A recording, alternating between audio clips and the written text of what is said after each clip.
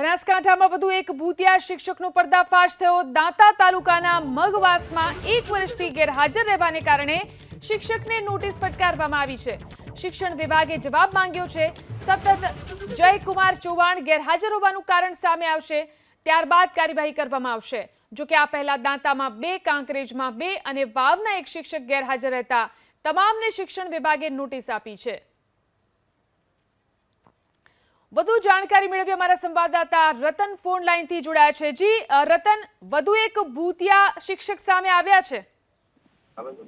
ચોક્કસથી જે વાત કરીએ જે બનાસકાંઠાની ભૂતિયા શિક્ષકોની, તો અત્યાર સુધી બનાસકાંઠામાં 5 થી વધુ ભૂતિયા શિક્ષકો સામે આવ્યા છે।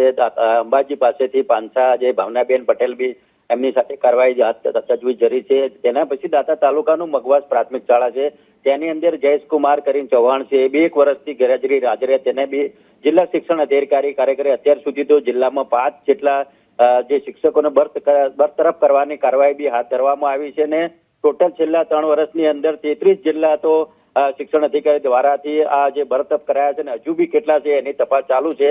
અને અત્યારે શિક્ષણ જે યુગની અંદર ખબલાટ મચી ગઈ છે કે અનેક જે શાળાઓની અંદર શિક્ષકો આવા ભૂતિયા શિક્ષકો કેટલા છે એની તો તજવીજ હાથ ધરી છે। જી આભાર તમામ જાણકારી આપવા માટે।